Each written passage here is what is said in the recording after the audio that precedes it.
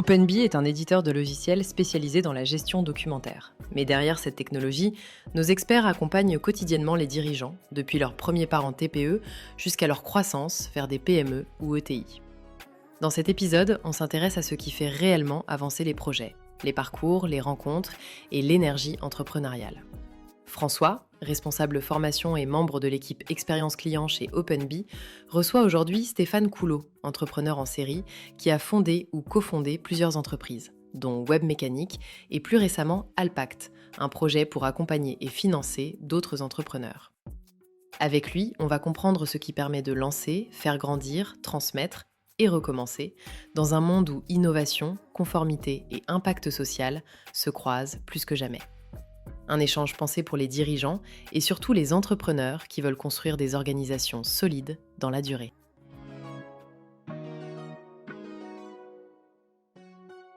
Bonjour à toutes et à tous. Aujourd'hui, nous allons parler dans ce nouveau podcast d'un parcours assez rare, assez atypique, j'oserais dire, celui d'un entrepreneur qui a fondé, dirigé et fait grandir non pas une, mais plusieurs entreprises. Donc, le concept de la success story, on connaît, d'accord ? Le concept de la success story qui se multiplie, on connaît un petit peu moins. Donc, pour ça, aujourd'hui, j'ai le plaisir d'accueillir Stéphane Coulot, fondateur de Webmécanique, aujourd'hui cofondateur d'Alpact, auteur, investisseur et surtout un passionné d'entrepreneuriat. Pour ça, il le faut, évidemment. Alors, bonjour Stéphane et merci d'être avec nous aujourd'hui. Bonjour François, ravi. Alors, pour commencer, avant qu'on rentre dans le sujet, une petite voix qui m'a dit que ton parcours, il commence par quelque chose qui n'a rien à voir avec tout ça. Tu étais militaire à la base. Oui, alors je nuance, j'ai pas fait de carrière militaire, c'était le service militaire, mais il se trouve que j'ai fait 2 ans de service militaire, enfin j'ai fait 10 mois de service militaire, et puis ensuite j'ai prolongé, ça s'appelait un volontariat service long à l'époque, et ça m'a fait 2 ans au total. La réalité, c'est que c'était quelque chose qui me plaisait beaucoup parce que ça venait combler un manque chez moi d'un point de vue culturel, qui était la culture du management. Et j'ai adoré ça et j'y ai trouvé énormément de choses qui me servent tous les jours, dans ma vie de famille, comme dans ma vie professionnelle, comme dans ma vie amicale. Ça m'a donné des repères aussi sociétaux, un regard sur l'importance du passeport que l'on a et de la protection que nous apporte notre État. Et c'est vrai dans tous les pays du monde, pour tous les citoyens, et qu'on n'est pas là par hasard. Enfin, je veux dire qu'à un moment donné, on appartient à son passeport. Et c'est très important, mais ça donne aussi des valeurs en termes de management incroyables. Et surtout, l'armée donne sa confiance à des gens très jeunes, avec des niveaux de responsabilité qui sont juste incroyables. Quand je parle de niveau de responsabilité, c'est pas que managérial, c'est également pénal. Donc, à un moment donné, vous avez la vie de vos hommes entre vos mains sur certains sujets, à certains moments. Et ça, c'est rare qu'à 20-25 ans, dans une entreprise, on vous donne cette confiance-là à un tel niveau de responsabilité. Ce qui fait que tout ce qu'on trouve après, finalement, c'est presque dégradé en termes d'intensité. Oui, donc on parle du coup d'un univers qui n'était pas du tout le même. Tu es tout de suite allé chercher ce que tu voulais aller chercher pour la suite de ta carrière. Est-ce que c'était conscientisé ou pas ? Alors, j'ai jamais conscientisé de carrière. En revanche, j'ai conscientisé que j'avais des manques. On va peut-être en parler après, mais j'ai créé ma première boîte de manière complètement inattendue en ce qui me concerne. Quand j'avais 18 ans, j'étais en classe prépa. Et c'était inattendu parce que c'était pas mon univers. Et c'est là que c'est un peu comme dans les jeux vidéo, hein, on ouvre une porte, on voit une nouvelle arme, un nouveau monstre, et on se dit bon comment ça marche tout ça. Et donc on s'aperçoit de tout ce qui nous manque à ce moment-là, qu'on n'avait pas perçu avant. Et moi, il y a 2 choses qui m'ont manqué très tôt, c'est la culture du business et c'est la culture du management. Je viens d'un milieu d'enseignants, eux-mêmes de milieu d'ouvriers. Donc, ce sont dans des choses qui étaient complètement des impensés dans ce milieu-là. J'étais plutôt dans un milieu intellectuel, j'avais plein de codes scolaires, etc. Donc, plein d'avantages de ce côté-là, mais sur ce dont on vient de parler, management, culture business, rien. Et l'école n'amène pas ça. Il n'y a pas de cours de management au lycée. Il n'y a pas de cours d'économie, il n'y a même pas de cours de gestion de ses finances personnelles. Il n'y a pas de cours de religion non plus d'ailleurs. Donc il y a plein de trous comme dans la raquette. Hein, l'école fait très bien plein de choses, mais sur ces sujets-là, c'est juste le néant absolu. Il n'y a rien. Du coup, très vite, comme tu viens de le dire, tu as créé une entreprise alors que tu n'avais pas prévu. Première question réelle, concrète, combien as-tu créé d'entreprises Ça, c'est la première chose, qu'on se rende compte un petit peu. Et puis surtout, dans cette liste-là, entre guillemets, qu'est-ce qui a été le point spécifique de chaque, qu'est-ce qui a été le marquage de chaque entreprise pour enchaîner vers l'autre. Tu vois, qu'on comprenne un petit peu cette logique. J'en ai créé 5. La première, c'est même pas vraiment moi qui l'ai créée. J'ai fait rencontrer 2 personnes. On a vendu du linge de table, linge de maison à 3 hôtels. Ça a duré 3 mois. C'était une SNC, le truc qu'il faut jamais faire, mais j'en savais rien. Société en nom collectif. Tout le monde est responsable ad vitam aeternam sur l'ensemble des dettes que peut créer la boîte. La réalité, c'est que ça s'est très bien passé. Chacun a pris sa plus-value, on a partagé en 3. Et j'ai gagné l'équivalent du salaire de mes 2 parents pendant 1 an. Et ça, pour moi, ça a été une épiphanie parce que je savais même pas qu'on pouvait gagner de l'argent sans rien faire. Je dis ça c'est pas cynique ni ironique ni quoi que ce soit. C'est que ma culture familiale, mon père m'avait toujours expliqué que la valeur de l'argent était proportionnelle à la valeur du travail en termes d'intensité. Et puis d'un coup, on découvre que non. Donc j'aurais été fils de commerçant sans être plus riche. J'aurais eu des notions de capital, d'achat-revente, qu'on peut gagner de l'argent, en perdre. Voilà. Et ça, je ne l'avais pas. Même perdre de l'argent, je ne savais pas cette notion. J'avais forcément un salaire qui tombe quand on a un métier. Et au bout de 20 ans, avec les économies, on a un toit.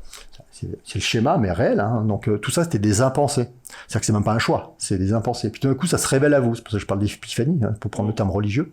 Mais ça s'est imposé à moi et je dis waouh, c'est quoi ce truc? Il s'est passé quoi? Et là, il vient de se passer quoi? Donc ça, c'est super important. La deuxième, je l'ai conscientisé, parce que là, j'avais pas conscientisé qu'on a créé une entreprise, c'est les autres qui ont créé une entreprise sur la base d'une idée que j'ai eue et la mise en relation de 2 personnes qui ne se connaissaient pas. C'est ça le schéma. Et c'est ça mon fil rouge d'ailleurs. On pourra en reparler après, mais c'est ça mon fil rouge. Je crois que ma seule compétence, c'est celle-là. Et la deuxième, j'avais envie. Donc, je suis rentré en école de commerce. Après, j'ai été en prépa scientifique et je suis allé en école de commerce. Parce que j'avais aucune appétence scientifique. J'avais juste les bons codes de l'école. Et en revanche, là, j'ai voulu comprendre. C'est là où j'ai commencé à vouloir comprendre comment ça marchait. Donc je me suis dit, tiens, les prépas HEC à côté, ils vont vers des écoles de commerce. Visiblement, là-dedans, il y a un peu de compta, de droit, de machin, gestion d'entreprise, on doit pouvoir glaner quelques infos.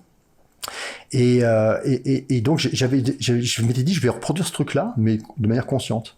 Et il se trouve que dans une soirée d'anniversaire, j'ai rencontré quelqu'un à nouveau, donc c'est toujours les rencontres, et on a créé une boîte qui était une éditeur de logiciel. C'est pareil, j'avais pas vocation à créer un éditeur de logiciel, j'en avais aucune idée, je savais pas trop ce que c'était. Et on a démarré le truc sur de la simulation numérique avec un ingénieur du CNRS de Grenoble, tu vois, enfin le truc improbable, à 20 ans. Et je comprenais rien au business, en fait. Je connais pas le système de licence, etc. Les gens me posaient des questions, c'est au travers des questions que les gens me posaient que j'ai essayé de trouver des réponses. En essayant de faire un peu poker face dans le film avec Belmondo et Anconina, je sais pas si tu te rappelles. Voilà, je lui explique qu'il faut jamais être impressionné, il faut jamais avoir l'air étonné. C'est un peu mon cas. Ça a fonctionné. Ouais, plus ou moins. Enfin bon, bref, en tout cas, voilà, j'avais la jeunesse avec moi, donc les gens s'attendaient pas non plus à ce que je sois méga expert dans quoi que ce soit. Et là, je me suis dit, tiens, ce business model, il va falloir que je comprenne. Et puis, on commençait à grandir un peu, on était quelques-uns. Je comprenais bien que j'avais pas non plus les codes pour la relation interpersonnelle. J'avais mon propre ethos à moi qui pouvait fonctionner avec des gens, mais les relations entre les gens, ça, je comprenais pas très bien ce qui se passait. Et donc, j'avais conscientisé qu'à la sortie de l'école, il faudrait que je fasse 2 choses, c'est que je comprenne le management. À l'école de commerce, on avait fait l'école de Palo Alto, les relations interpersonnelles, donc on avait étudié ça, donc c'était intéressant, mais je voulais le faire dans la vraie vie.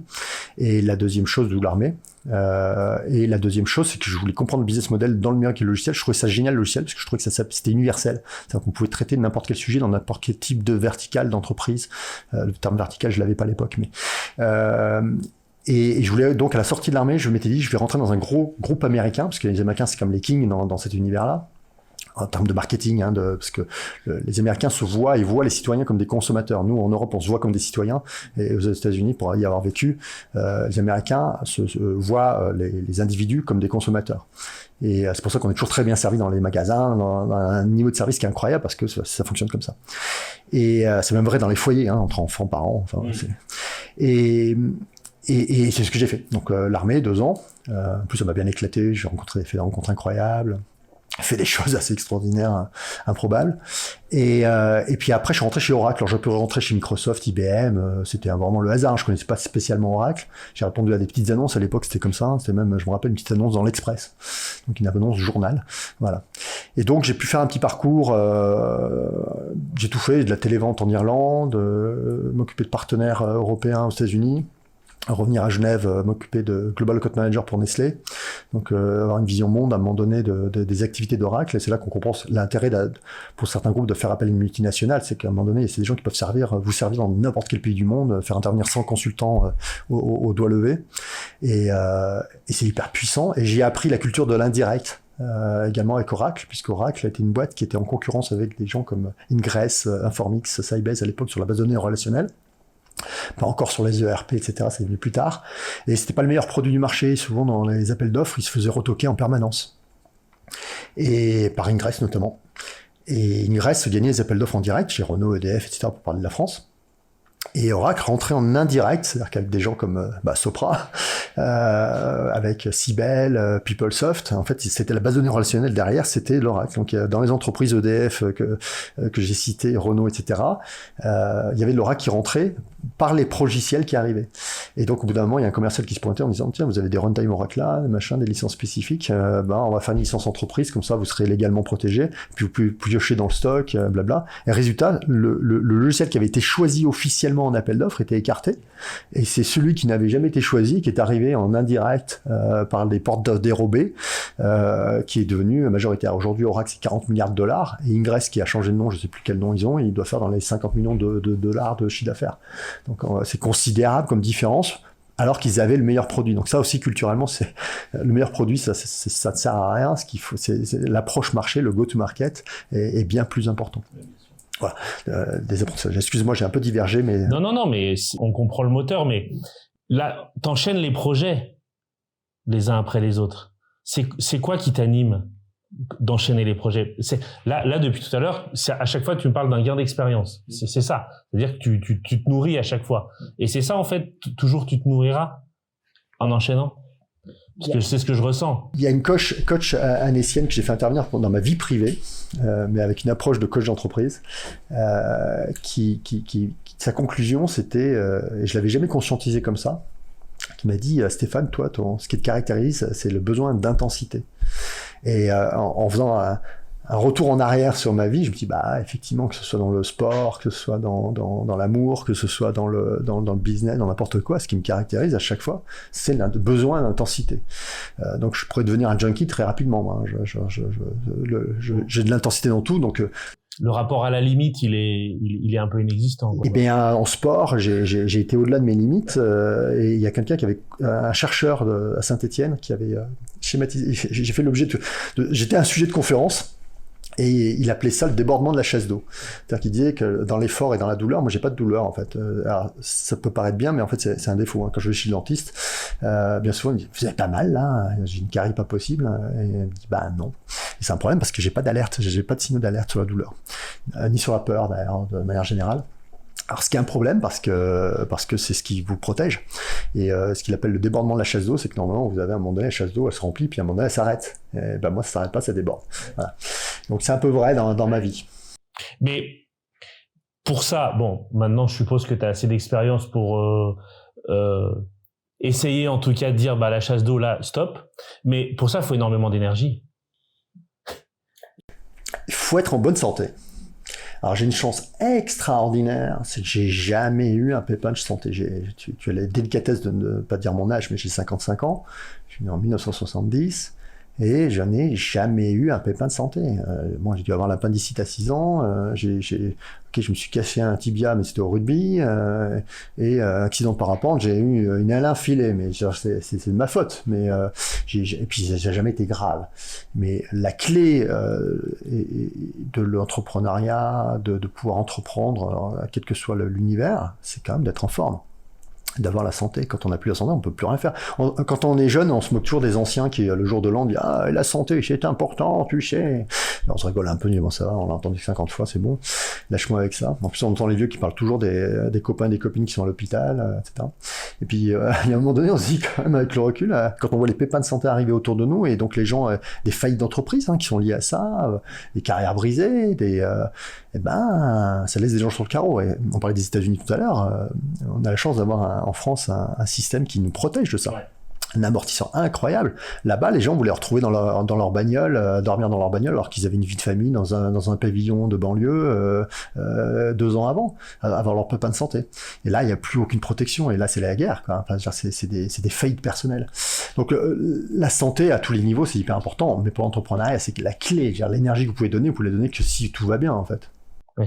Et quand ça va pas, tu passes forcément lors d'un entrepreneuriat, lors de la vie, d'un projet que tu mènes de A à Z jusqu'au moment où tu décides d'aller sur un autre, il y a forcément des hauts et des bas. Donc cette gestion-là, elle est extrêmement importante. Puis en plus de ça, il y a une chose qu'il faut qu'on dise, tu travailles pas tout seul. Surtout pas, sinon je ferais jamais rien. On est bien d'accord. Donc du coup, la manière dont toi tu vas te positionner sur cette énergie, sur cette envie, sur nos limites, les gens autour de toi, que ce soit les associés, que ce soit les collaborateurs, il doit y avoir une gestion qui doit être très importante là-dessus. Oui, à l'armée, ce qu'on apprend, c'est que d'abord, être en forme, c'est un devoir. C'est-à-dire que vous vous entraînez tous les jours et vous avez du temps pour ça qui vous est dédié dans votre agenda pour vous maintenir en forme.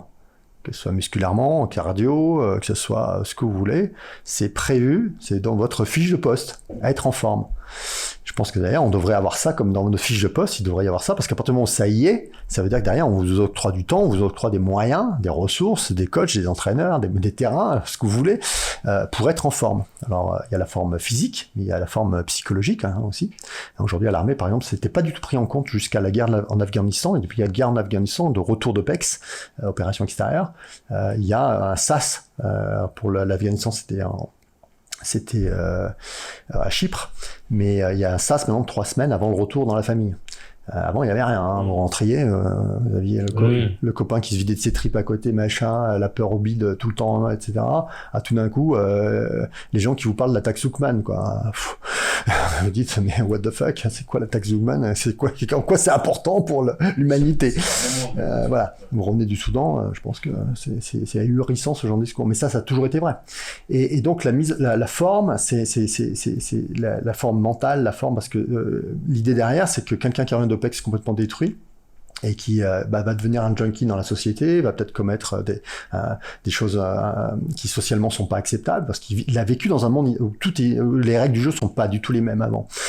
Et donc, si on veut pouvoir le garder dans le système, toujours au service de la nation, qui soit toujours opérationnel, et donc en gros dans les effectifs de l'armée, et qui puisse repartir en OPEX 6 mois plus tard, il faut le soigner, il faut le réparer, voilà. Il n'y a pas que le physique.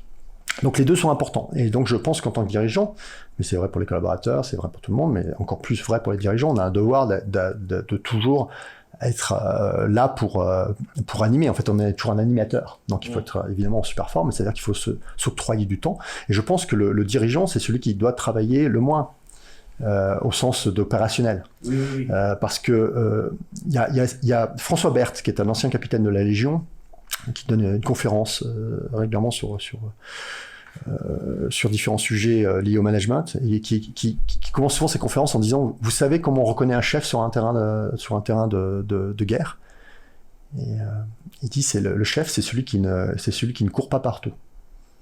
Alors que les autres, effectivement, ils se mettent là, tac, ils obéissent aux ordres et répondent, etc. Le chef, lui, doit avoir une vue d'ensemble, c'est-à-dire que tout le monde est hyper entraîné, etc. Sauf que quand on est sur le terrain, c'est bourré d'inconnus. Et donc, faut digérer toutes les informations qui arrivent par la radio, qui arrivent par le visuel, qui arrivent par les comptes rendus des hommes sur le terrain. Et il faut faire une analyse très rapide de tout ça, il faut le digérer, et pour ça, oui, il faut être bien physiquement, mais il faut surtout avoir du temps. Il faut pas être dans l'urgence. Donc, celui qui bouge le moins, ça doit être le chef. Celui qui a le plus de temps libre, ça doit être le chef. Et ça, cette comparaison que tu fais avec le monde militaire, c'est quelque chose que tu retransposes au réel dans tes entreprises. C'est-à-dire que là, le rapport de l'accompagnement, du soutien même du collaborateur, le rapport de l'exigence que tu as envers toi-même, etc. Ça, c'est des choses. Ton enchaînement tient de ça, entre autres. Je donne un exemple, un contre-exemple tu parlais de réussite, mais moi j'ai eu aussi des échecs. Oui, c'était la question de tout à l'heure. Le gros échec, c'est en 2008-2010, une boîte qu'on a montée avec un ancien collaborateur d'une boîte qu'on avait montée, qui était un polytechnicien brillant, et on a racheté un brevet du CEA sur de la base de données qui avait servi, un brevet qui avait servi pour la simulation numérique des essais nucléaires. Donc il gérait de la base de données, alors c'était 95-96, donc à l'époque il y avait des bases de données relationnelles, on ne savait pas gérer du multimédia, des données structurées et non structurées dans une même base. Donc le CEA avait développé une base de données relationnelle, en France il y a toujours des talents incroyables, dans l'IT notamment. Et on l'avait appliqué en 2008, donc grosse crise financière liée à un manque de transparence financière, puisqu'on se retrouve avec des subprimes qui étaient dans des assurances vie, perte de famille, enfin un bordel pas possible, et qui met donc, quand la finance s'écroule ou se casse la gueule, ça met en danger physiquement des gens. Il y a des gens qui meurent de la finance, donc c'est pas rien. Je parlais des États-Unis, ça se voit physiquement, c'est-à-dire que après une crise, même quand les États-Unis repartent, c'est pas avec les mêmes gens. Et face à cette crise, les États ont inventé une norme qui s'appelle XBRL, Extended Business Reporting Language, qui était là pour, je résume, mais qui était là pour assurer de la traçabilité financière, exactement comme on l'a très très bien fait dans l'alimentaire. On bouffe de la merde, mais c'est de la merde qu'on sait tracer exactement. On sait d'où vient chaque aliment, ça marche très bien. Il y a des fois des fraudes, mais ça marche très très bien. Et on voulait appliquer la même chose dans la finance, parce qu'il n'y a rien dans la finance. C'est-à-dire qu'on a tous dans nos portefeuilles à la banque des produits structurés, que même le conseiller bancaire n'a aucune idée de ce qu'il y a à l'intérieur. Donc il y avait voilà. Ces normes ont été dictées par le G7, G20 même, des banques centrales, et on était en plein dedans, c'est incroyable. On travaillait avec des gens qui avaient des étoiles, qui étaient capés très haut, des hauts fonctionnaires incroyables, et donc tout ça mandaté par les États, donc quelque chose de sérieux. Donc, parce qu'on a vu ça, les États ont vu ça comme un danger national, un danger même international pour les citoyens du monde, quoi. Donc, et 2 ans après, 3 ans après, il n'y a jamais eu la moindre législation pour l'imposer au marché, alors que c'était prévu comme ça. Cette norme existe toujours, elle est utilisée par les entreprises pour faire de la réconciliation financière, pour quand on fait du M&A, etc., ou quand on veut comparer des situations d'une année sur l'autre, mais ça n'a jamais été imposé réglementairement, législativement, dans aucun pays au monde. Eh bien, ma boîte, du coup, n'avait plus de marché. Faible, encore une fois, Sopra l'utilise, etc., mais c'est anecdotique par rapport à ce qui était prévu comme taille de marché. Nous, on était en plein dedans. Et ben derrière, je me suis écroulé physiquement parce que en tant que citoyen, je ne croyais plus en rien. J'étais désabusé. Même chose que retour d'OPEX, quand tu as assisté aux pires horreurs, des fois en étant spectateur, en plus même pas pour intervenir. Je pense à la Yougoslavie, à un moment donné, vous voyez des gens d'un village se faire déporter par une section serbe, et puis le lendemain, ils sont dans un terrain de foot avec de la terre fraîche au-dessus. Bon, faut revenir avec ça. Voilà, quand vous entendez les discours politiques sectarisants de certains, vous dites voilà à quoi ça mène, quoi. Et donc ça vous rend cynique, en fait. Et moi, ça m'a rendu cynique et j'avais plus envie de rien. Et ben la moyen d'y répondre, c'est que j'ai pas tout géré, mais j'avais la chance d'avoir un appartement à Chamonix, j'avais la chance de pouvoir me payer un revenu universel. Et donc pendant 2 ans, j'ai cru que ça allait durer 2-3 mois ma pause technique derrière pour me remettre d'aplomb, et ça a duré 2 ans. Alors 2 ans pendant lesquels j'ai fait du sport à Chamonix, donc tout le monde m'a vu comme un happy few, j'étais affûté comme jamais, des performances incroyables, etc. Mais la réalité, c'est que dans ma tronche, j'étais incapable de reprendre le moindre projet. J'ai même essayé de trouver un emploi, j'étais allé à Genève, etc. Mais dans mes entretiens, je sais très bien que mon body language, il y avait marqué « ne me prends pas ». Mais je peux rien faire, je ne peux rien faire. Je suis cloué au sol. Donc ces moments-là, ça aussi c'est instructif, parce que ça dure 2 ans. 2 ans, si t'es pauvre, t'as pas les moyens de subvenir à tes besoins, c'est impossible. Ça veut dire quoi? Ça veut dire que si t'as pas les moyens, t'as pas le temps de te reconstruire, et donc on te met au four tout de suite, et donc en fait à la fin c'est la sécurité sociale qui va payer, parce que tu vas devenir malade, tu vas aller à l'hôpital, tu vas être pris en charge en fait par autre chose. Et donc évidemment quand t'es pauvre, on te traite de feignant. Et quand tu as de l'argent pour subvenir à tes besoins, on dit waouh, quelle chance, il fait du sport toute la journée, génial. Puis en plus après il recrée une boîte, quand il est prêt, il recrée une boîte. Effectivement, en 2012, je suis allé à Annecy et j'ai remonté une boîte qui est Webmécanique. Mais c'était quoi l'élément déclencheur? Parce que les 2 ans, ils auraient pu durer 1, comme ils auraient pu durer 3. Comment on apprend à se détacher de ce qui s'est passé? Parce que même pour les autres, dès le moment où tu as eu là tu parles de Webmécanique, ça s'est très bien passé. Ouais. Ça s'est même très bien terminé. Et heureusement qu'il y a eu ces 2 ans pour ça. Ouais. Alors du coup, forcément, avec le recul, c'est une conséquence à ça. Mais Webmécanique, quand tu as laissé ça aux employés et quand tu as revendu, il fallait aussi se détacher de ça. Il y a une logique globale sur le passage d'un ancien à un nouveau projet. Tu t'arrives aujourd'hui maintenant à globaliser un peu une logique de dire je sais pas, ça peut être, alors je rentre dedans, hein, mais ça peut être je fais plus assez d'argent, je veux un autre projet pour faire plus d'argent. Quand je me lève le matin, je me mets plus à mes limites parce que moi je cherche toujours d'aller les repousser. Et tu vois, il y a une sorte de, est-ce que t'es lassé? Est-ce que c'est business pur? Est-ce qu'il y a une sorte est-ce que tu as toi une sorte de règle de passage, de changement? Non, j'ai pas de règle. En revanche, j'ai toujours ressenti, même si j'avais pas mis des mots dessus, je les ai mis plus tard, ce besoin d'intensité de créer. Et à l'inverse, j'ai jamais été matérialiste. J'ai pas de besoin particulier. J'ai beaucoup trop de choses d'ailleurs dans ma vie. J'ai adoré la période de ma vie, armée, Oracle. Comme je bougeais toujours en tout pays, chez Oracle, dans ces grosses multinationales, quand ils te font bouger, en fait, ils te fournissent toujours une bagnole, une maison avec des meubles. Et en fait, t'as besoin de rien. Et ça, c'est génial parce que t'arrives ta malle. J'avais ma malle militaire. Réellement, elle est toujours dans mon garage. Donc c'est une malle verte dans laquelle toute ma vie était là-dedans. C'est génial. Il y a quelqu'un qui m'avait dit un jour, la possession, c'est l'aliénation. C'est vrai, parce que dès que tu possèdes, t'achètes une voiture, elle est à toi, t'as peur contre la vol, t'as peur contre la raille, t'as peur. T'as une piscine, t'as peur que les gamins de tes voisins, ils tombent dedans. Enfin voilà, donc tu passes ton temps à avoir peur. Et quand tu possèdes rien, en fait, c'est génial, t'es léger, tu peux tout faire.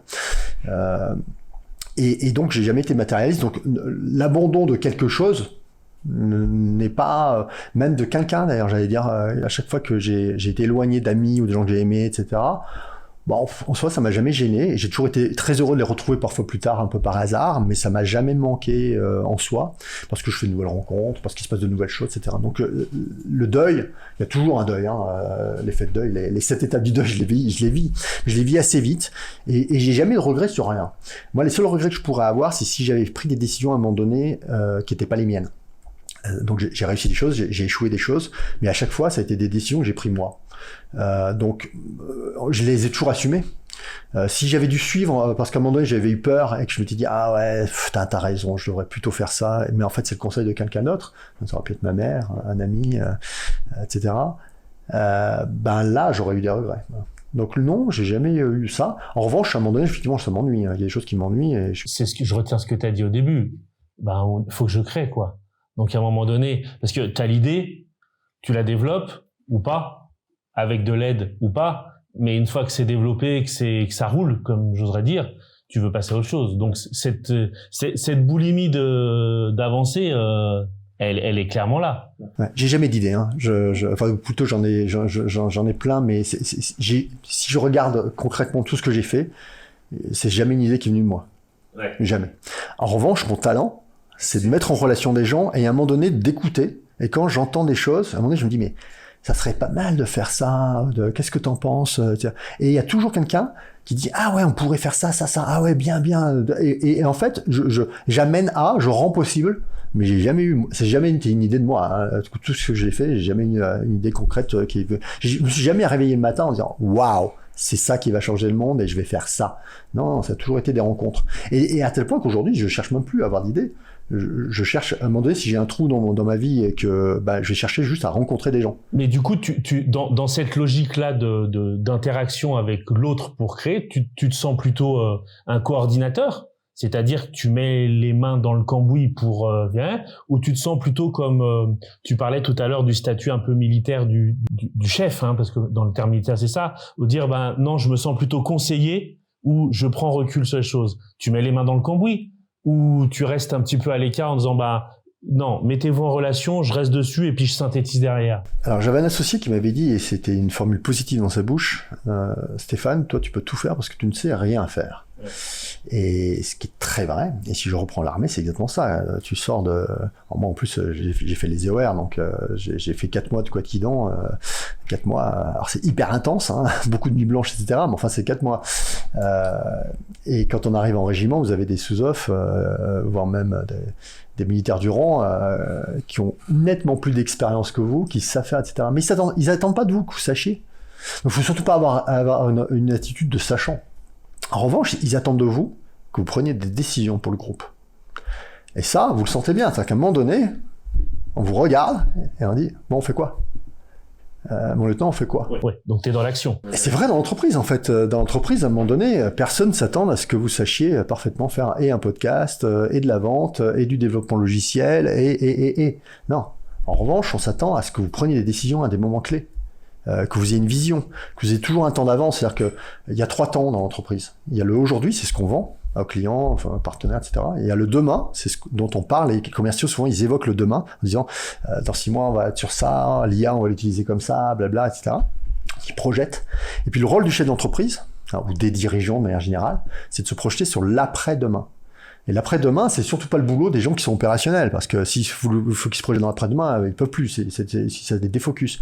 Et l'après-demain, on le prépare comment ? D'abord, en évoquant 50 possibilités, peut-être des 50 ou des 100 possibilités, il y en a une qui va émerger un jour.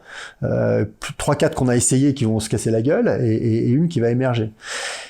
Donc ça veut dire quoi ? Ça veut dire qu'il faut se rendre disponible à la sérendipité. C'est-à-dire qu'il faut rencontrer des gens, aller des trucs qui paraissent inutiles, mais en fait on n'en sait rien. Et puis de temps en temps aller courir, aller faire ce que vous voulez, du yoga, lire, n'importe quoi, parce que c'est ces moments-là où le cerveau en fait est en train de réconcilier plein d'informations qui ont été glanées comme ça à droite à gauche. Et à un moment donné, le cerveau trouve des solutions, trouve une vision.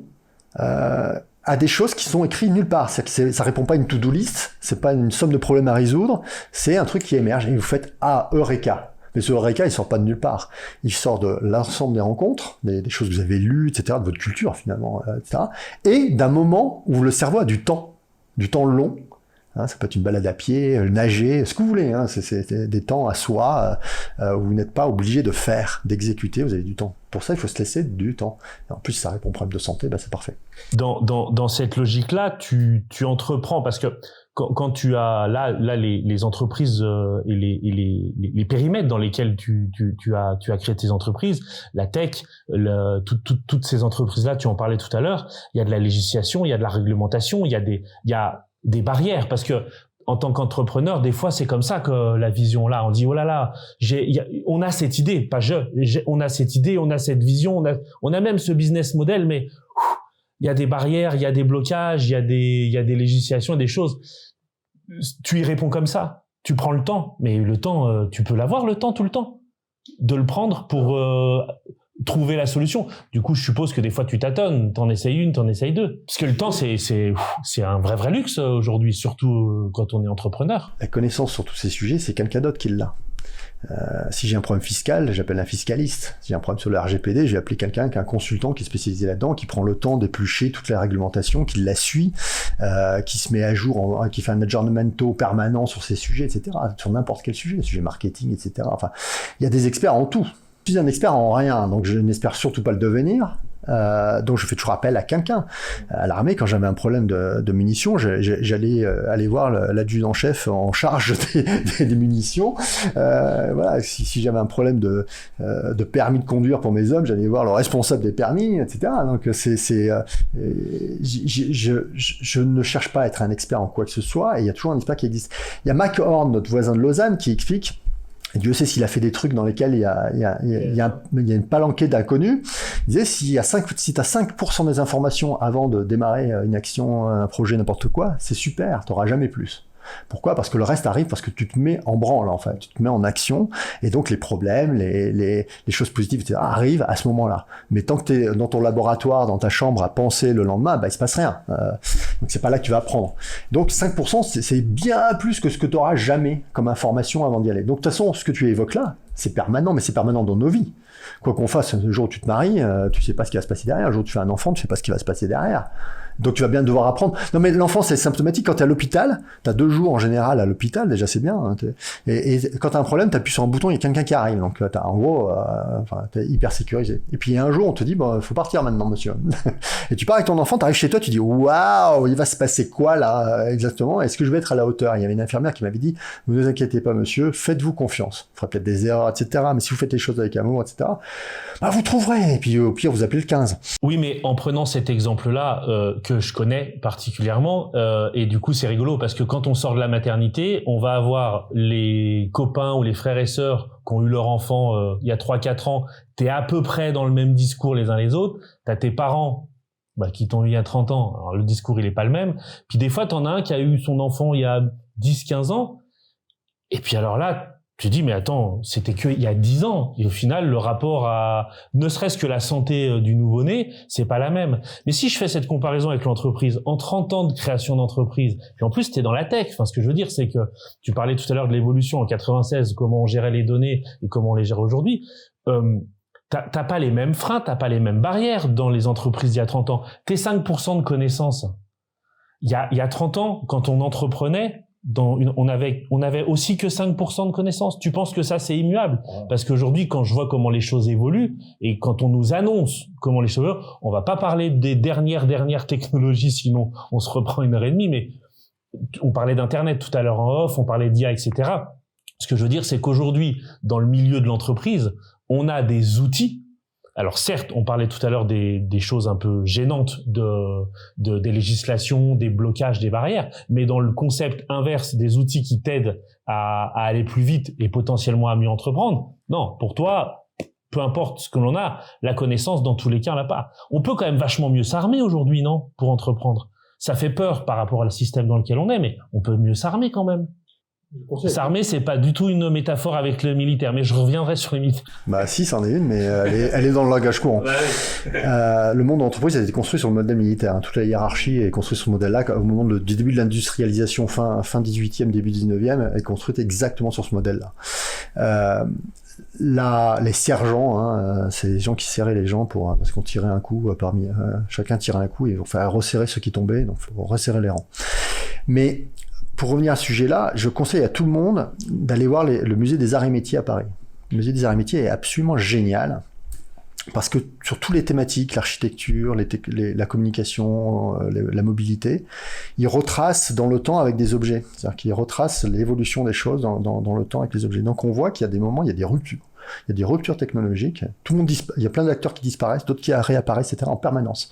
Il y a un acteur IBM, par exemple, qui a traversé tout ça, qui était sur les machines à écrire. Tous les acteurs de machines à écrire, à un moment donné, se cassent la gueule. Lui, il survit, il passe à l'informatique, etc. Dans les années 80, je me souviens que le hardware se cassait la gueule également. Ils sont passés sur le service. IBM Goldbach Services a été créé, etc. Alors que Capgemini était en pleine création et est devenu aujourd'hui le premier acteur mondial, grenoblois. Mais quand tu regardes une photo de Paris en 1895, il n'y a que des hippomobiles. Donc des carrioles tirées par des chevaux. 1905, il y a plein d'automobiles. T'imagines, en 10 ans, la somme des évolutions technologiques, comportementales, des métiers qui disparaissent, le ramasseur de crottes, il a disparu en 10 ans, hein, le ramasseur de crottes. Des choses qui doivent réapparaître, il n'y avait pas de station d'essence, il n'y avait rien, ça rappelle fortement l'électricité aujourd'hui par rapport à la mobilité. Il y avait une législation qui était inexistante sur des sujets, parce que les véhicules, la mobilité, les gens allaient à 15-20 km/h grand maximum, tout d'un coup, t'as des véhicules qui vont à 30 ou 40, imagine la folie, quoi. La folie des véhicules qui roulent à 30-40 km/h, en doublement de vitesse. Aujourd'hui, ça paraît dérisoire, mais c'est énorme. Voilà, on remarque, on est retourné à 30 km/h dans les centres-villes, mais tant mieux. Mais en fait, ces révolutions, elles existent toujours. Quand le pétrole arrive en 1859, c'est une révolution incroyable qui se passe en très peu de temps, en fait, dans les applications derrière. Bon, donc, l'accélération, je suis toujours très dubitatif sur le fait qu'on accélère. En fait, ça se superpose à autre chose à chaque fois. Il y a des ruptures, il y a des moments de rupture, ces moments folles, ces moments fous où il y a une spéculation d'ailleurs phénoménale sur les marchés. C'était vrai avec le train, avec les ferroviaires dans le 19e siècle. C'était vrai avec le charbon, le pétrole. Ça a toujours été vrai. C'est toujours ces cycles-là en permanence. C'est toujours les mêmes cycles. C'est pour ça qu'aujourd'hui encore avec l'IA, on t'explique que mais oui, c'est une nouvelle révolution. Donc les paradigmes sont plus les mêmes. Donc il n'y a pas vraiment de bulle financière, etc. Et c'était exactement mot pour mot, j'ai lu un article hier, mot pour mot ce qu'on lisait en 99-2000 avant la bulle Internet, l'explosion de la bulle Internet en 2001, mais mot pour mot. Donc on ressort des grands experts qui te ressortent toujours le même truc. Donc pour revenir à ton sujet sur les révolutions, les évolutions, etc., en fait on les subit. On vit dans un monde mainstream. Il y avait un philosophe russe qui, dans les années 70, avait évoqué le thème de l'hypernormalisation pour expliquer que, quel que soit le système dans lequel tu es, que ce soit dans le système soviétique, nazi, démocratie libérale, ultra-libérale, socialisante, peu importe, en fait, on s'adapte. On s'adapte tous. Qu'on soit ultra riche, pauvre, machin, en fait, on essaye tous de survivre là-dedans et en fait, on adopte les codes du moment. Dans la tech, si tu reviens à ce sujet-là, on adopte les codes du moment. Quand le cloud arrive, Salesforce crée son CRM dans le cloud en 99. Il y a toute une annuaire du cloud qui se met en branle pour les années 2000.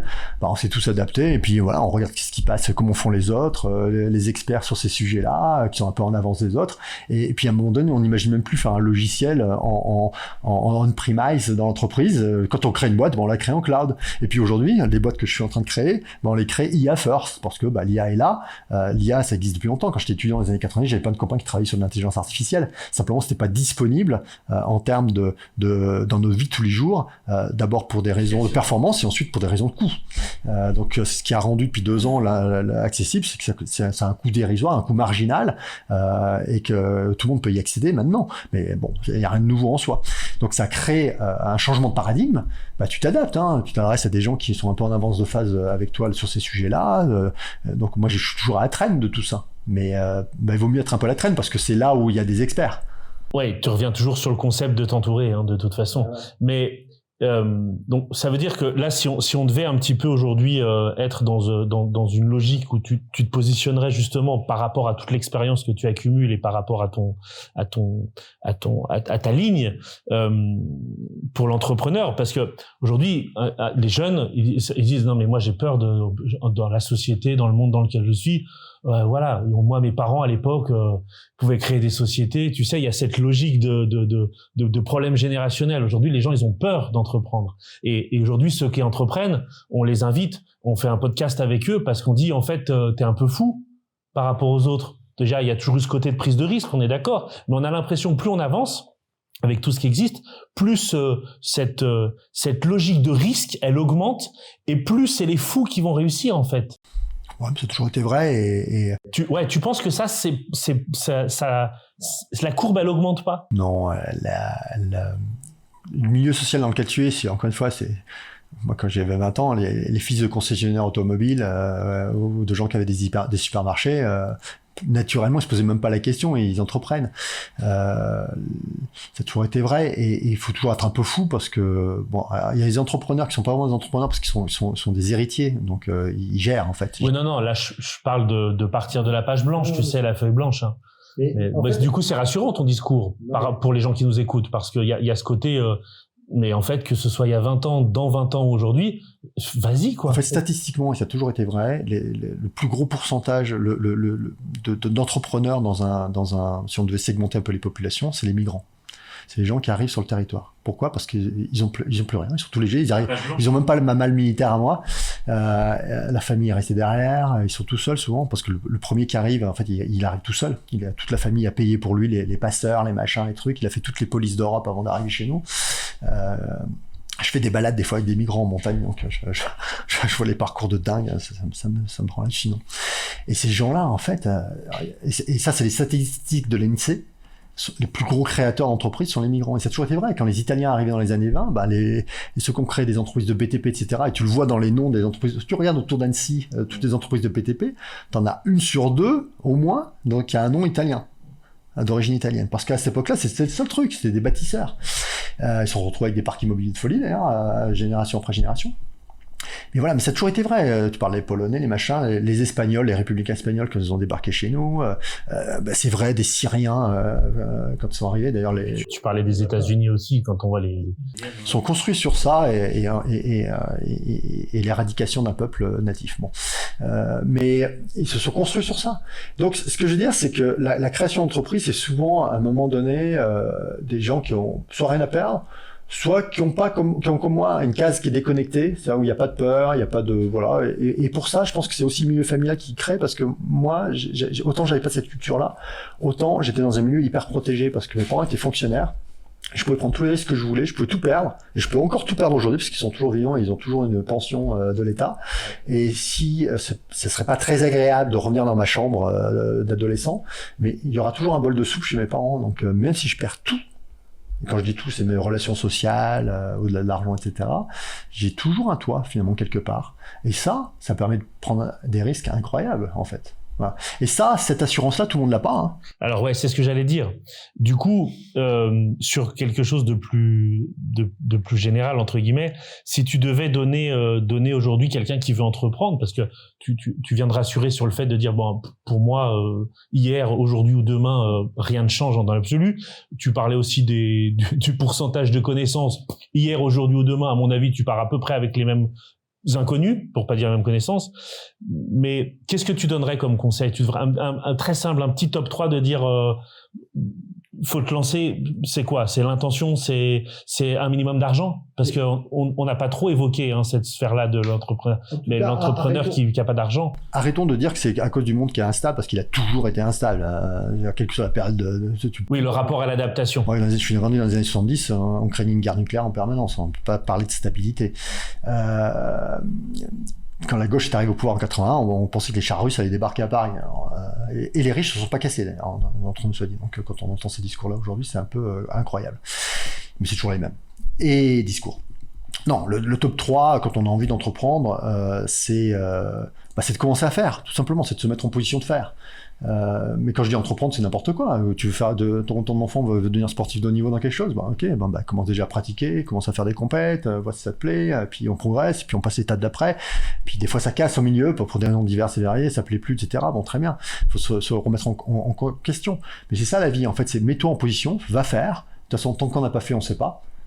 Et donc c'est ça le premier conseil. Vas-y. Acteur. Vas-y. De toute façon, encore, comme je dis toujours,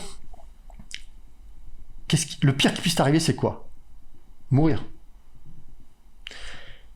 Mais une fois que tu meurs, t'en as plus rien à foutre, puisque de toute façon t'es plus là. Donc, ça fait pas mal de mourir. Une fois que t'es mort, t'as pas mal. Donc le pire, c'est ça. Donc il peut rien t'arriver d'autre que d'avoir un échec, de recevoir un non. Mais ça n'empêche pas de repartir, de refaire autre chose. Je dis pas que c'est pas douloureux, je dis pas que c'est pas que ça, mais de toute façon c'est la vie. La vie sans problème n'existe pas. Donc il faut juste les affronter, les problèmes. Donc être entrepreneur de sa vie, c'est affronter les problèmes. Donc vas-y, fais. Va découvrir, rencontre des gens, va rencontrer des gens qui ont déjà fait, ils vont t'apprendre. Et surtout, parle de ce que tu as envie de faire. Le pire du pire, c'est de garder pour soi ses projets. Parce que là, il peut rien se passer. Alors que quand tu parles à l'univers, mais vraiment, parler à l'univers, c'est à tout le monde, le demander tous les matins, même tout seul devant ta glace, mais en parler aux gens, au café, etc., de ce que tu as envie de faire, tes projets, n'importe quoi, construire une maison, créer une boîte, faire un voyage, n'importe quoi, c'est fou. Comme il y a toujours quelqu'un qui dit « Ah, mais moi je connais quelqu'un qui... ah bah tiens, moi j'ai fait ça il y a 3 ans. Ah bah tiens, moi je pourrais t'aider là-dessus. » Et en fait, naturellement, et sans qu'il y ait d'échange, sans qu'il y ait de besoin d'échange monétaire ou autre, il n'y a jamais de contrepartie, l'univers t'amène une somme d'informations, de choses, etc., naturellement. Et ça, c'est universel. Mais ça, faut avoir d'abord le premier conseil d'être acteur. Parce que si tu vas pas y chercher et que tu restes chez toi, à attendre, ça marche pas non plus. T'as peur qu'on te réponde non, ou qu'on te dise t'es débile, parce que ça, dans ton enfance, ça t'est arrivé 2-3 fois, et que ça t'a marqué, et que derrière tu t'es refermé comme une huître, ça va être plus dur. Donc là, t'as un travail de psychologie, 20 ans de psychanalyse à faire. Mais, en tout cas, C'est le conseil que je donne à des gens qui seraient pas encore à un stade médical ou psychiatrique, mais qui seraient à un stade intermédiaire de peur, mais qui sont encore gérables. C'est vas-y, parle des choses et commence doucement, commence tranquillement avec des gens avec qui tu es un peu en confiance, puis après tu iras voir des gens que tu connais pas dans la rue pour leur demander leur avis.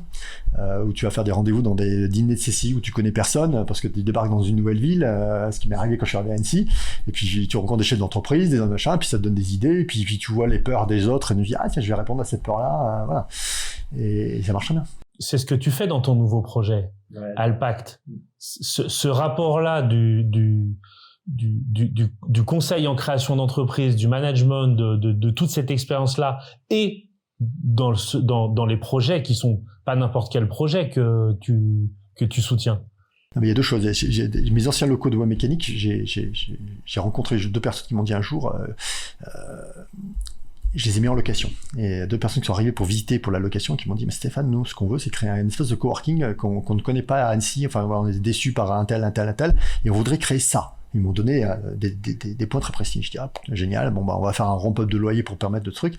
Et aujourd'hui, on a un coworking qui, en 3 mois, s'est rempli à 100%, de gens qui sont tous des trentenaires, qui travaillent tous dans la tech, même quand ils bossent dans la banque, c'est pour Canto.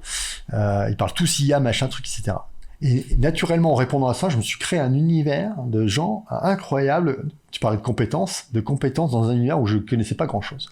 Par-dessus ça, est venu se greffer Alpact, où c'est Thomas Bonnefoy, donc l'ex-fondateur et qui a vendu Prismo, éditeur de logiciel RH, et Olivier Massilis, qui sa troisième et dernière entreprise, c'était Copine de voyage, qu'il a revendu également à fond. Olivier, tous les 2 ans, on se voyait pour se faire un petit débrief de nos vies, voilà, comment on équilibrait nos vies, etc. Comme ça. Et Thomas m'avait appelé un peu avant pour ce projet de création de Startup Studio. Et donc, et quand je l'ai parlé à Olivier, il m'a dit « Ah, mais justement, je réfléchissais un peu à la même chose, etc. » Et donc, sur une idée originale de Thomas, la rencontre d'Olivier qui était prévue, canalisée, mais c'était pas prévu qu'on avait le même sujet à ce moment-là, voilà. Et on s'est dit « Tiens, à 3, on va créer Alpact et on va cofonder des entreprises, des startups, en faisant bénéficier de notre expérience de gens qui avons fondé plusieurs boîtes, scalées et revendues. » On a fait la chaîne en fait. Et en plus on est dans des milieux où on rencontre plein d'autres gens qui nous amènent plein d'autres expériences qu'on n'a pas vécues nous, mais qu'indirectement tu connais. Ça sur les levées de fonds, sur plein de choses.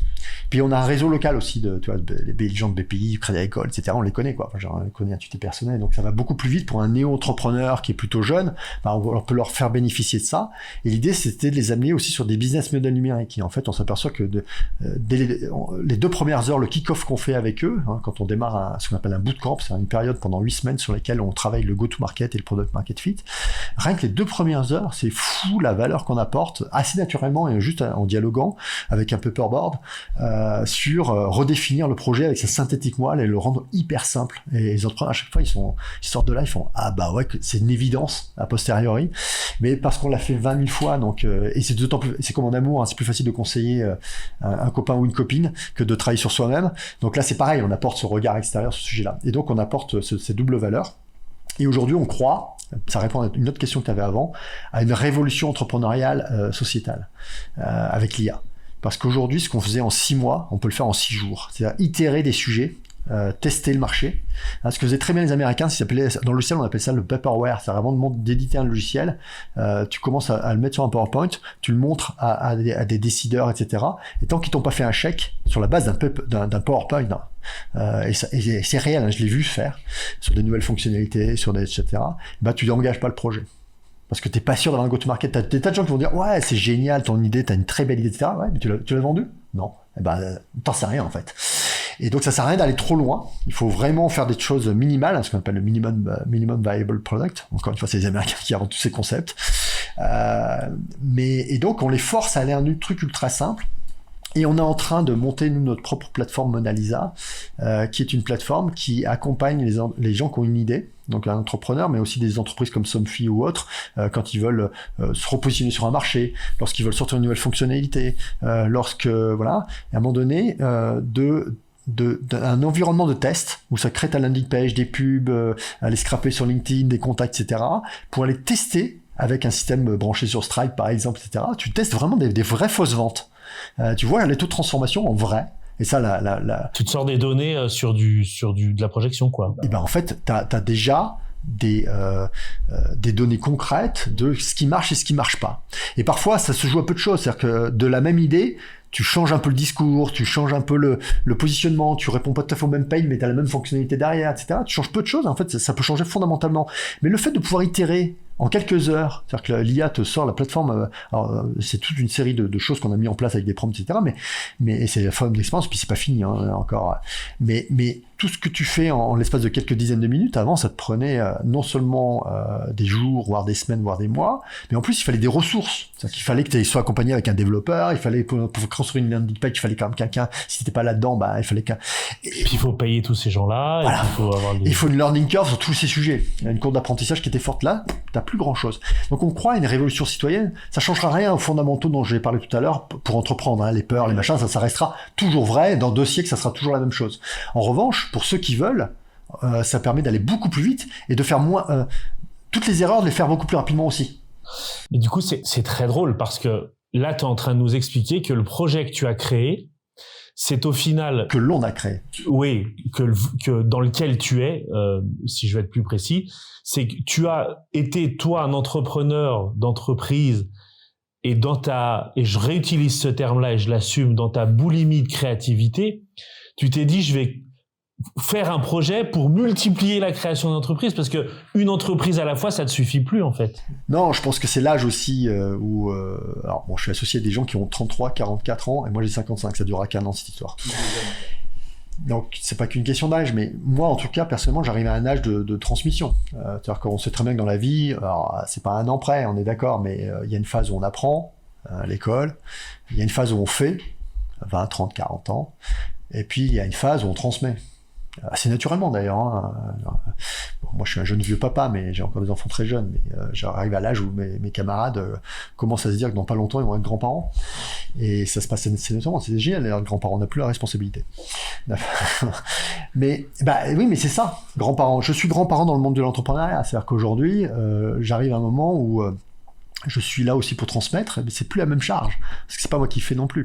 Donc, alors, même si on crée quand même une boîte, même si on rentre dans les mêmes considérations, mais d'accompagner des projets, c'est plus la même chose, parce que c'est plus vous qui vivez l'entité en direct. Vous avez un peu de recul, vous êtes un peu. Mais ça te nourrit quand même vachement. À mort, parce que les porteurs de projets arrivent avec des tas d'idées que j'aurais jamais eues, que j'ai jamais eues, des tas d'impensés sur des sujets sociétaux. Je pense à quelqu'un qui est arrivé sur un sujet, par exemple pour les sourds, d'accès aux soins. Vu que j'ai jamais, moi, eu le problème, ni dans mon entourage, quelqu'un qui a eu le souci d'être sourd ou malentendant, j'avais jamais compris qu'il y avait un accès aux soins qui était problème. Et donc, les sourds, comme les migrants, d'ailleurs, ont un problème d'accès aux soins parce qu'ils sont, à cause de la langue, infantilisés par les administrations, par le rapport à l'autre. Et donc, prendre un rendez-vous avec un médecin, c'est déjà compliqué pour nous aujourd'hui.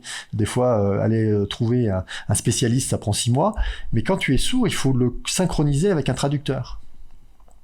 Eh ben, c'est mission impossible. Alors, j'avais jamais eu conscience de ça. Et donc, on développe un projet aujourd'hui pour synchroniser tout ça avec de l'IA et permettre aux sourds d'accéder mieux aux soins, d'être mieux soignés. Ça fait partie des sujets que je n'aurais jamais eu parce que comme je n'ai jamais rencontré le problème et j'ai jamais rencontré quelqu'un qui avait eu le problème, ça, c'est pas dans mon homogamie, ce sujet-là, je l'aurais jamais vu. Et là, je le vois apparaître grâce à ça, grâce à cette position de coach, puisque la personne vient nous voir pour lui permettre, elle qui est une praticienne, d'aller sur elle connaît pas le monde de l'entrepreneuriat, elle est néo-entrepreneuse, donc voilà. Donc la rencontre, la conjonction de ces deux expériences est incroyable pour tout le monde. Alors, j'avais une dernière question, mais je vais pas te la poser parce que tu as répondu tout le long sur la conviction. Mais par contre, je vais te poser une autre question et je reviens à tout le début de notre entretien quand tu parlais du service militaire et tout ce petit fil rouge de cette logique militaire que tu as eue. Moi, il y a une chose qui m'interpelle et je vais te poser la question comme ça. Pour beaucoup de personnes, dès le moment où on parle du monde militaire, on parle d'autorité. Et toi, tu n'as pas parlé d'autorité. Le premier terme que tu m'as dit, c'est que je suis allé là-dedans parce que j'avais un manque et j'avais des choses à aller chercher. Et tu as parlé de management. Moi, j'ai cette comparaison tout de suite que je me fais, de dire, mais il voit dans le management, il voit dans le militaire de l'autorité. Parce que j'arrive pas à me décrocher de ce terme-là depuis le début. Il y a beaucoup d'autorité là-dedans. Et dans la manière dont tu évolues et la manière dont tu es, je vois une totale liberté de ce que tu es depuis toujours. Et il y a quelque chose qui m'interpelle là-dedans. Donc, ce rapport à l'autorité, j'aimerais que tu me soulèves ce truc que j'ai. Tu vois ce que je veux dire? Je pense qu'il ne faut pas confondre autorité et conviction. Quand tu as une mission et que tu es convaincu, qui t'est portée, tu emportes les autres avec toi. Et être autoritaire, c'est souvent être injuste. Or, pour avoir de l'autorité, Socrate parlait des 3 éléments de rhétorique, le légos, le pathos et l'éthos. Maintenant, on parle d'éthos. C'est ce que tu représentes, comment tu rayonnes vis-à-vis des hommes, de tes femmes qui t'accompagnent à un moment donné, parce que tu es juste dans tes décisions. On attend de toi que tu prennes des décisions, que tu emportes. La mission prime sur tout. La mission prime sur tout. Si on prend l'armée, la mission prime sur tout, le chef décide, mais il y a une autre notion qui est hyper importante, c'est que la fonction prime sur le grade. Donc, quelqu'un qui a une fonction à un moment donné qui est primordiale pour la mission, c'est lui qui a le leadership. Et tout gradé que tu sois, t'es colonel machin, tu es au service de la mission, donc tu es au service de celui qui a la fonction qui permet d'assumer la mission. C'est très important. Chez OM Mécanique, pour le remettre dans un contexte d'entreprise tech, on a eu le nez creux, mais c'était pas pour cette raison-là, mais avant le Covid, on a voulu mettre toutes nos formations en e-learning. La raison, c'est que nos Customer Success Managers, on pouvait plus faire des voyages dans tous les sens pour faire tout le temps la formation qui était toujours la même. Et donc, ils passaient 80% de leur temps à faire de la formation, toujours la même, et 20% à s'occuper des clients en Customer Success Manager. Et nous, on voulait inverser le paradigme, et en plus, on voulait pas perdre nos Customer Success Managers en leur permettant d'avoir plus de temps pour eux, pour leur vie de famille, etc., donc moins de voyages, et passer 80% du temps avec les clients sur la mise en œuvre, etc., et que 20% sur la formation, puisque 80% de la formation était faite à la maison, en ligne, etc., et qu'ils accompagnaient sur les TD, on va dire. Un peu comme les MBA. J'ai jamais fait de MBA, mais bon, on m'a expliqué. Et quand on a voulu faire ça, on connaissait rien à l'e-learning. Mais rien, personne. Aucune personne dans l'entreprise n'avait cette expérience-là. Donc, qu'est-ce qu'on a fait? On a fait appel à un coach en e-learning qui était habitué à cette transformation-là. Une femme absolument géniale sur Lyon. Et on a demandé à un et une, parce qu'on avait beaucoup de filles, Customer Success Manager, qui voulaient prendre le leadership là-dessus.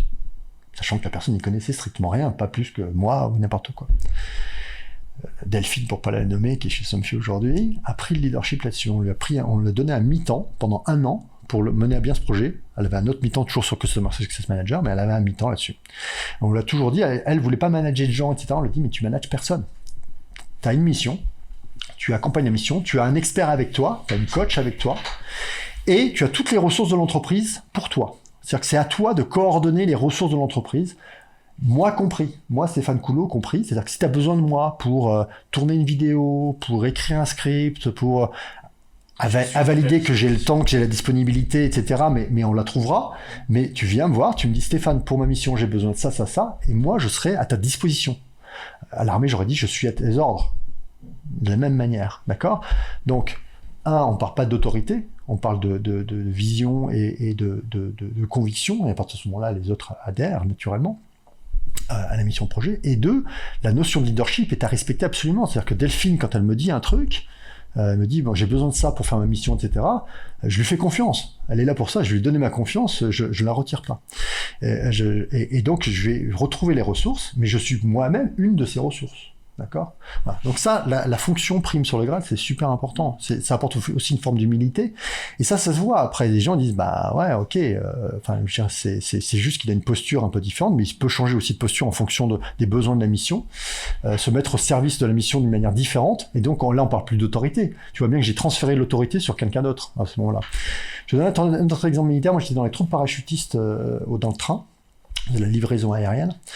Et quand les hommes s'équipent sur le tarmac de leur parachute, et on s'équipe et des équipes de nombreuses fois. Des fois, les avions ils partent en mission ailleurs en Afrique, faire la guerre dans des guerres dont on n'entend jamais parler à la radio. Mais quand on s'équipe, en gros, t'as 4 sticks. Et toi, en tant que voilà, moi j'étais chef de section, donc je m'occupais d'un stick. Mais j'avais 3 sous-officiers qui s'occupaient chacun du leur.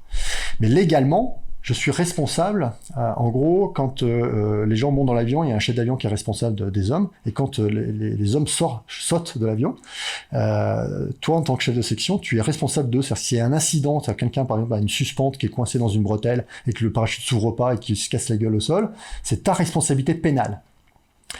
Mais que tu aies vérifié le parachute toi-même, ou que ce soit un de tes hommes, un de tes officiers qui l'ait vérifié, c'est toujours ta responsabilité. Ça veut dire quoi? Tu délègues l'action, mais tu ne délègues jamais la responsabilité.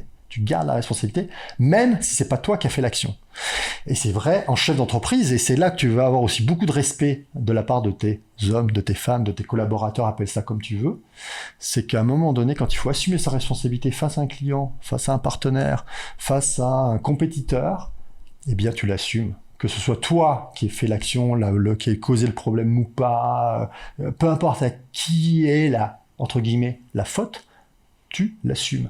Et cette position-là, le jour où ça se passe, et ça finit toujours par se passer un jour, quand tu l'assumes vraiment, tu as un respect des hommes, des femmes, de tes collaborateurs, de tes partenaires, de tes clients des fois, même des personnes qui en face ont eu sont vindicatifs vis-à-vis de toi ou de ton entreprise, etc. Tu finis par avoir une forme de respect à un moment donné sur ce sujet-là. Et ça s'appelle le respect des valeurs. Des valeurs. Et donc, il faut avoir des valeurs compatibles, en revanche, avec les gens qui t'entourent. Ça, c'est pas gagné, hein. Et les gens qui n'ont pas des valeurs compatibles, c'est pas forcément des abrutis. C'est juste que tu n'arriveras jamais à fonctionner bien. Donc, il faut juste se séparer en restant... Bon, tant pis, chacun va faire sa vie ailleurs. Et tout le monde a un ensemble de valeurs qui a une cohérence, qui est liée à nos vies. Et le tout, c'est de s'associer avec des gens qui ont des valeurs, pas forcément les mêmes, mais compatibles. Ça, c'est un apprentissage de la vie. Ça, ce spectre des valeurs, c'est un élément hyper important pour, en amont, essayer de limiter les frictions possibles. C'est jamais facile en amont. En revanche, en aval, quand des problèmes se posent, repasser les problèmes au filtre des valeurs, s'apercevoir qu'il y en a une qui déconne, c'est un bon moyen de décider rapidement. C'est un conseil que tu donnerais aux entrepreneurs qui ont un peu de mal à avancer? À tout le monde dans sa vie. Parce que ce que je viens de dire, c'est vrai dans un couple, c'est vrai dans tout, hein, en amitié, c'est vrai dans tout. Mais apprendre à quelles sont ces valeurs, il y a des gens qui ont une conscience de ça très tôt, et des gens qui ont besoin de beaucoup de travail là-dessus. Ça, on est très inégaux les uns les autres. Mais je conseillerais en tout cas si c'est un impensé et que des gens nous écoutent aujourd'hui, de faire appel à un coach de vie pour déterminer un peu quelles sont ces valeurs aujourd'hui. Et ça, faut se faire aider parce que tout seul, c'est compliqué d'y répondre. Oui, et puis j'en conclus avec ça, c'est ce que tu dis. Aujourd'hui, on ne sait pas tout et on sait même pas grand-chose, et c'est ce que tu dis depuis le début. Donc, le plus important, c'est d'être conscient de ça et de savoir s'entourer des bonnes personnes. Et aujourd'hui, un entrepreneur qui a du mal, c'est un entrepreneur qui peut-être qui sait pas comme les autres, mais qui va peut-être pas aller voir là où on peut l'aider. Quand on crée l'e-learning en 2019, on le sort en 2020, et en mars 2020, tout le monde est confiné chez soi. Est-ce qu'on a pu deviner le Covid? Non, on n'est pas plus malin que les autres. En revanche, on a mis en œuvre des choses pour d'autres choses qui ont servi à ce moment-là, etc. Donc, il faut faire les choses quand on a le besoin, quand on a l'envie, quand les choses se présentent, il faut faire.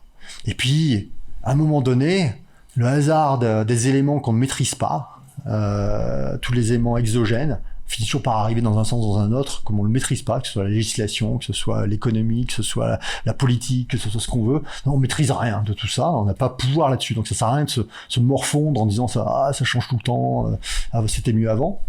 Non, c'est mieux avant, ça sera pas mieux demain, ça sera toujours comme ça, ça sera toujours dans des milieux instables. En revanche, fais dans ton domaine de compétences, dans ton domaine avec les gens qui t'entourent, etc. Fais. Et puis quand tu fais, il se passe. Tu seras toujours moins fragile parce que tu fais des choses, que ce soit des choses manuelles, intellectuelles ou autres, parce que tu crées un réseau. Notre force, c'est les tissus sociaux. La vraie richesse, c'est pas l'argent, c'est pas le nombre de Ferrari dans le garage, c'est pas si t'as une piscine à côté de ta maison, c'est le nombre de liens sociaux que tu as réussi à créer. C'est ça qui crée la capacité à un moment donné à faire. J'ai toujours été bluffé quand les guerres se déclarent dans un pays. Les premiers gens qui résistent à un État, à un pouvoir, c'est toujours des gens en armes. C'est des voyous et c'est des policiers, des gendarmes. Pourquoi? Je me suis toujours demandé pourquoi. Et c'est archi minoritaire dans la population. C'était vrai en 1940 en France, mais c'était vrai les Républicains en 1936, c'était vrai en Yougoslavie au moment où les Serbes attaquent les Bosniaques. Pourquoi? Parce que c'est des gens, c'est pas parce que les gens ont des armes, c'est pas ça la réalité. La réalité, c'est que c'est des gens qui ont réussi à tirer un tissu social très fort pour vivre en clandestinité. toi et moi, en 3 jours, on est foutus si on doit rentrer en clandestinité, parce qu'on n'a aucun réseau pour nous soutenir. Son téléphone, son carte bancaire, etc., machin, etc. Il faut des gens qui te cachent, qui te planquent, qui t'amènent des trucs, etc. Il faut avoir un réseau déjà, ce réseau-là, dans un moment où tout est dangereux. Quand tu rentres dans un mode de résistance face à un mouvement mainstream, tu as quelques semaines de survie. Réel, hein, quelques semaines de survie. Et ces gens-là, en fait, ont tissé un réseau social avec des voyous, des gendarmes, des policiers, etc., qui sont capables, en fait, de te permettre de vivre en clandestinité. Et en fait, très peu de gens savent faire ça. Voilà. Ce qui a expliqué le climat politique post-guerre mondiale, par exemple, en France, le SAC qui a été créé par l'UPR avant le RPR, Monsieur Pasqua, par exemple, avait ce réseau incroyable parce que ces gens-là avaient résisté ensemble pendant cette période-là. Et en fait, ces gens-là, ils pouvaient actionner n'importe quoi, n'importe quel moment. Il faut apprendre à braquer des banques, il faut aller chercher l'argent là où il est, il faut chercher de la nourriture. Enfin, c'est hyper compliqué, en fait. C'est parce que tu sors du réseau mainstream. Alors, regardez, aujourd'hui, si vous n'avez plus supermarché, plus rien, si tout ce que la société a construit pour vous, vous l'utilisez plus, faites quoi? Vous n'avez plus rien à faire. Donc, et ça, le lien social, quand on est entrepreneur, en fait, c'est ça la vraie force. C'est pour ça que les gens qui sont issus de milieux d'entrepreneurs, ou commerçants ou autres, naturellement, ils naissent déjà avec un réseau social. Ils ont déjà une belle étape d'avance. Voilà, c'est naturel. C'est pas une jalousie. C'est pas le. Oui, voilà. oui. On peut le rattraper le retard. Ça peut se créer, c'est ce que j'allais dire. On peut le rattraper. Mais sauf que souvent, c'est un impensé. C'est-à-dire qu'on ne le sait même pas, ce qui existe à côté de soi. Hein. Donc, comme de tout dans la vie, on a toujours des impensés. Voilà. Dans l'entrepreneuriat, le truc le plus dur, je trouve, à avoir, c'est plutôt ça. Voilà. Après, les outils, on les trouvera toujours. Les outils techniques, les outils technologiques, les outils, vous les cherchez une fois que vous avez conscience des choses et que vous savez vers quoi vous voulez aller. Une fois que vous avez la conscience de votre mission. Une fois que tu as la mission, tu trouveras les outils et tu trouveras les hommes et les femmes qui permettent de remplir la mission. C'est ça. On va finir là-dessus. Merci beaucoup Stéphane. Entreprendre, c'est prendre des risques, d'accord ? Mais c'est avancer à l'aveugle aussi. C'est surtout très bien s'entourer, c'est ce que tu nous as dit aujourd'hui. C'est surtout avoir, pas forcément une vision, mais avoir un réseau. Et ça, c'est la base de tout. Je vous remercie beaucoup et toi, je te remercie beaucoup d'avoir été là et d'avoir pu échanger avec nous. On se retrouve très bientôt pour un nouveau podcast. Merci beaucoup, Stéphane. Merci François. D'avoir envie, disait Johnny. Gardez cette idée en tête. Au revoir. Au revoir.